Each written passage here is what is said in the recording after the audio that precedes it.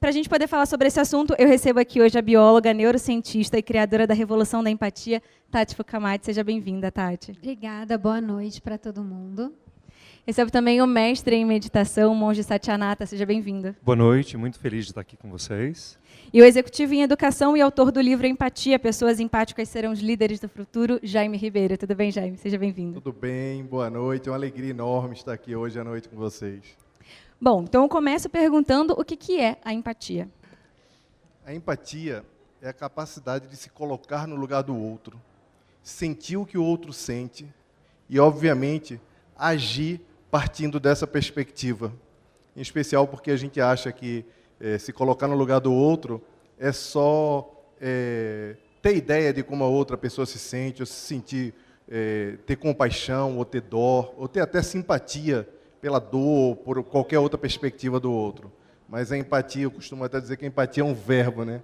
A empatia, ela exige uma ação depois que você se sente como o outro se sente também.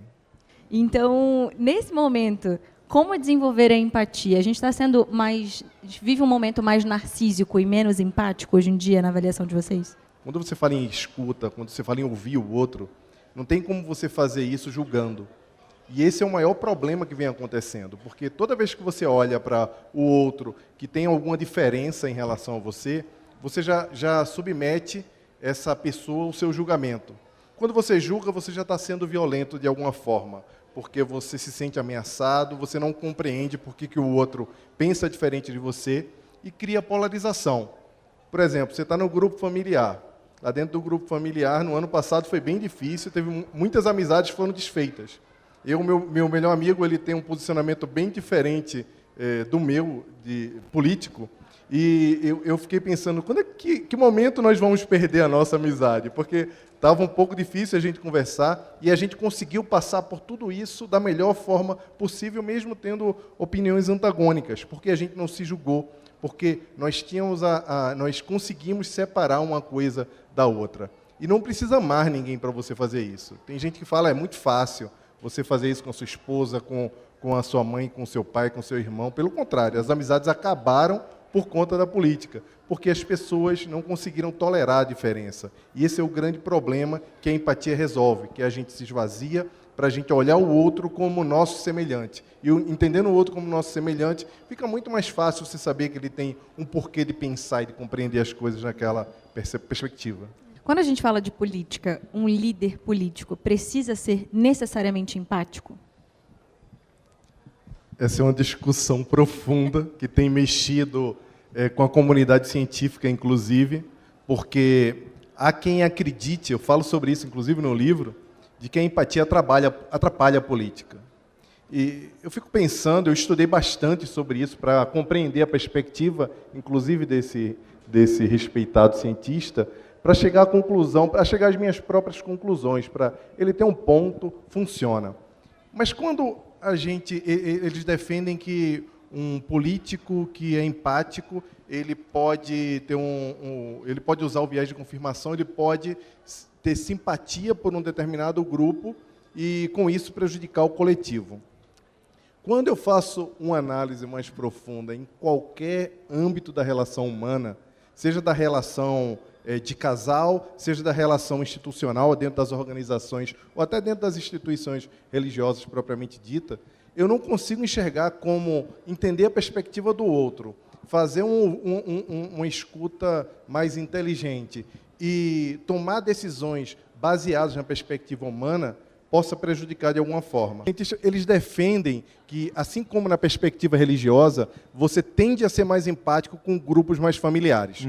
Vou dar um exemplo mais prático sobre um episódio que aconteceu que impactou bastante a comunidade mundial. Quando teve em Paris, houve aquele atentado lá na boate Bataclan, se não me falha a memória. Em 2015. O Facebook, que é a maior rede social do mundo, e ainda continua sendo, colocou lá o check-in, o safety check-in, colocou para todo mundo colocar, liberou lá aquele flag para todo mundo colocar agora, não, We Love Paris e etc. Só que lá no Oriente Médio, na mesma época, na semana anterior, tinha acontecido em Beirute uma situação muito catastrófica. Lá tinham morrido 45 pessoas no atentado. E aí os influencers de lá do Oriente Médio perguntaram, ora, por que não teve safety check-in para a gente aqui quando aconteceu alguma coisa aqui? Por que nós abraçamos a causa de que somos todos Paris e etc., e a gente a vida lá em Beirute vale menos do que a vida em Paris? E aí, lembrando, colocando para o Brasil, para não ficar uma coisa muito diferente, aquele problema de Mariana aconteceu agora há pouco. Tem se falado que a gente tem muito que ensinar aos países desenvolvidos sobre o meio ambiente, mas a gente acabou de passar por Mariana, por Brumadinho e tanta coisa, a gente tem tanto que evoluir ainda quando a gente entende o meio ambiente, mas nessa mesma época algumas pessoas se manifestavam nas redes sociais a favor da comunidade pró-Paris, extremamente sensibilizados, mas não se falava nada sobre Mariana. Então, parece que realmente é mais fácil a gente lembrar dos filmes parisienses belíssimos e etc., coisas que são familiares a gente e a gente sentir mais. Quando em Beirute, a gente pensa, foi mais uma morte em Beirute. Então, eles acreditam que os políticos eles podem começar a falar que é melhor tomar-se decisão partindo de um grupo. E isso é perigoso para a gestão. Eu não concordo particularmente e dá para falar uma hora sobre isso. Vocês trabalham muito com a empatia no ambiente corporativo. Como que a gente aplica a empatia nos nossos lugares de trabalho? O tempo todo e em todo lugar, né? O mundo corporativo é um dos maiores desafios é se aplicar a empatia no mundo corporativo. A gente passa muito tempo trabalhando, via de regra, ou seja, a gente dedica muito tempo da nossa vida lá, trabalhando no dia a dia, e algumas empresas até não conseguem entender como é que a empatia pode dar lucro, pode gerar benefício. Isso é muito mais desastroso para mim do que a prática da empatia propriamente dita lá dentro do campo corporativo. Porque toda vez que a gente pensa em empatia, a gente pensa como é que a gente vai se relacionar com os pares, ou como o líder vai se relacionar com o seu time. E a empatia ela é muito maior do que isso, porque, por exemplo, quando você fala em ouvir, em escutar, você tem clientes. Via de regra, os clientes vão reclamar ou vão ter voz. E eles todos têm voz. E é muito bom que hoje nós temos mecanismos de comunicação que eles possam se comunicar com a empresa. Se a gente não tem uma escuta empática, se a gente não tem um sistema que a gente consegue se conectar com o nosso cliente ou com o nosso público, a gente tem um problema muito grande. Porque a gente não consegue entender efetivamente como é que está o nosso ciclo de produção. Para dar um exemplo mais prático, você vai ligar hoje para um saque ou para um atendimento de uma companhia telefônica ou de qualquer outra coisa, é um parto para conseguir falar. Você não consegue reclamar, você não consegue dar voz. E aí, automaticamente, dentro da corporação, todo mundo acha que está tudo bem. Porque olha os indicadores, os KPIs, na bolsa as ações estão bombando, está tudo bem. E, na verdade, a organização está se corroendo. Porque as pessoas não conseguem se ouvir, os líderes não conseguem se conectar com os liderados, e aí também acreditam que está tudo bem, viram uma miopia gigante. E entre os colegas também, quando você não consegue compreender, tem uma escuta empática, né? A gente fala muito o Marshall Rosenberg fala muito sobre isso, como quando você recebe a mensagem do outro, então os departamentos acham que estão todos brigando, que todo mundo é mau, e aí, não, aquele cara quer me ferrar, e na verdade ele só está tendo uma necessidade que não está sendo atendida. Se você começa a enxergar isso sob uma outra perspectiva, a organização entra num ciclo de riqueza, porque começa a se conectar melhor com todos os stakeholders. E também mais um assunto assim bem profundo, é que houve uma pesquisa em 2010, feita pela Universidade de Michigan, e essa pesquisa constatou que os jovens de hoje são 40% menos empáticos do que os jovens de 30 anos atrás. E que essa mesma pesquisa constatou que o narcisismo aumentou em 58%. Aí você imagina, a empatia diminuiu 40% e o narcisismo aumentou 58%. De fato, a empatia entre os jovens e as crianças tem diminuído. Há quem diga que isso é problema da transformação digital, mas pode ser que seja um problema da transformação digital, mas não é o celular que a gente costuma demonizar. Isso aí vem acontecendo desde o advento da televisão. Quando a televisão foi para a sala, todo mundo reclamou. E aí a televisão foi para o quarto, todo mundo, não vai ter mais conversa na sala, porque antes era um problema da televisão na sala. agora vira o celular. A gente está sempre procurando uma desculpa para poder tratar os nossos problemas morais, sociais, as nossas ineficiências sociais. A grande verdade é que a gente pode ensinar, sim, as crianças a serem mais empáticas e os jovens, porque todo mundo nasce com um neurônio espelho, todo mundo já tem isso aqui, o app já está instalado, falta colocar para rodar. Eu ia perguntar exatamente agora sobre isso, sobre o neurônio espelho. Todo mundo tem e é a base da nossa empatia. Como é que ele funciona? Então, isso é muito interessante também, porque os neurônios espelhos foram descobertos por acaso. Em 92, lá na Itália, na Universidade de Parma, se não me falha a memória, e o neurônio espelho, para falar de uma forma muito clara, é o que faz com que a gente, quando o nosso amigo boceja, alguém está bocejando, você não está com sono e você boceja também. Eu não vou nem bocejar aqui para todo mundo não começar a bocejar e todo mundo dormir aí nos puffs. Mas é o mesmo neurônio que ativa quando a gente se corta. Quando você olha e vê alguém prendendo a mão na porta do carro, se cortando, você não sente... Porque o neurônio espelho faz com que a nossa mente, a gente não consiga diferenciar o que é verdade do que é ficção. E isso já nasce com a gente. Isso quer dizer que a gente já nasce com a capacidade de sentir o que o outro sente. Isso é muito bom porque é só exercitar. Então, eu tenho um texto que eu falo sobre a tal da correria. A gente fica evocando a correria para tudo. Não, vamos se encontrar novamente. Não, está uma correria, eu não consigo mais fazer. Certamente as pessoas saíram do avião, todo mundo, cada um olhando a sua própria perspectiva, todo mundo apressado, fazendo as suas próprias coisas. E aí, não quer dizer necessariamente que houve falta de empatia. Pode não ter havido observação, alguém pode ter respeitado que a moça estava dormindo e falou, eu não vou acordá-la. Mas tem muito essa coisa de eu não estou nem aí para a vida do outro. Pode ter sido ou não, é difícil você fazer um julgamento, porque a empatia é exatamente o exercício da gente não julgar.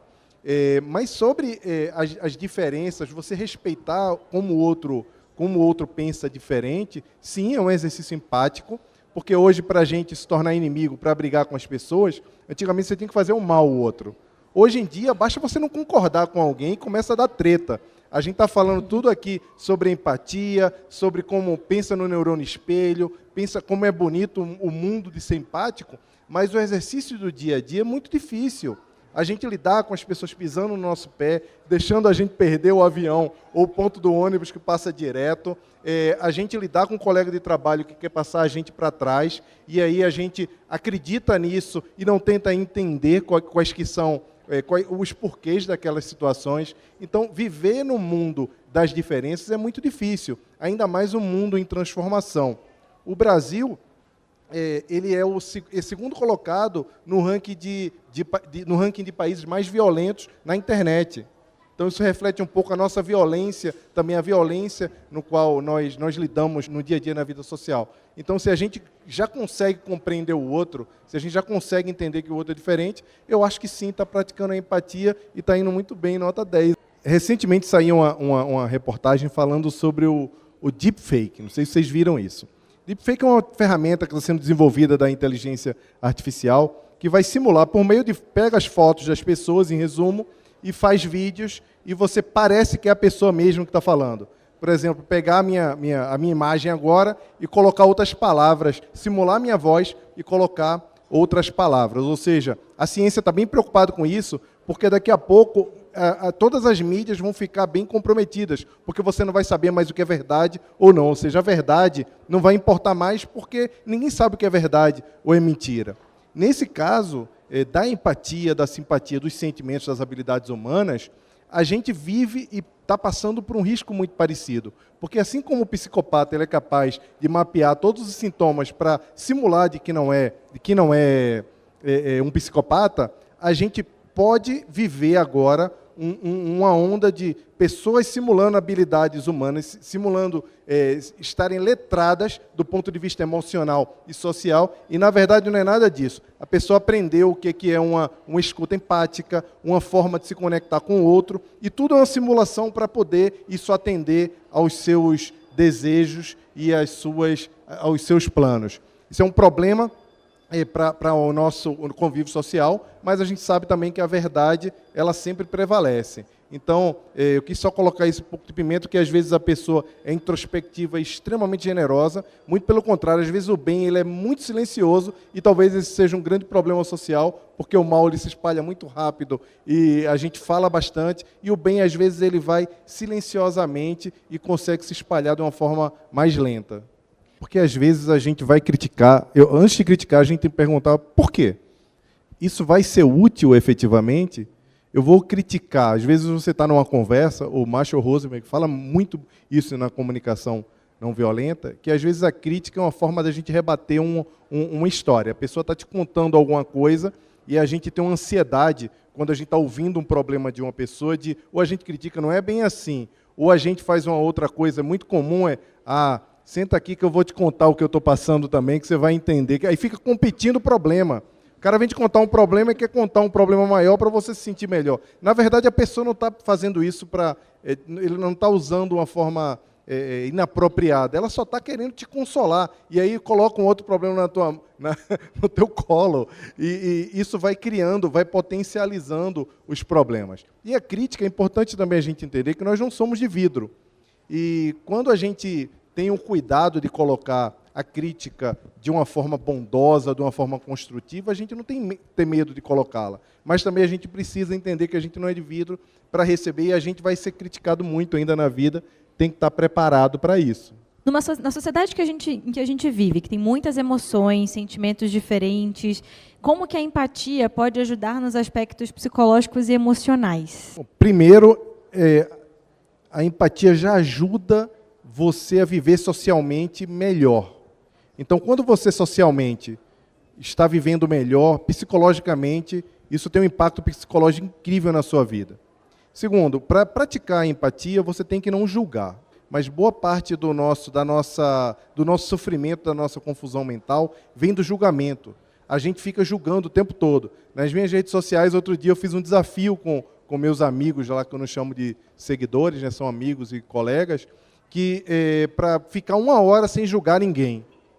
Porque a gente fica o tempo todo, a gente, por aparência, já vai julgando. Olha, querendo entender, compreender a pessoa, e aí julga tudo, vê alguém correndo, atropela, não sabe o que está acontecendo. Você vê alguém no carro mais veloz ou fazendo uma bobeira, você pensa, olha que absurdo, às vezes a pessoa está com um problema muito sério de saúde na família.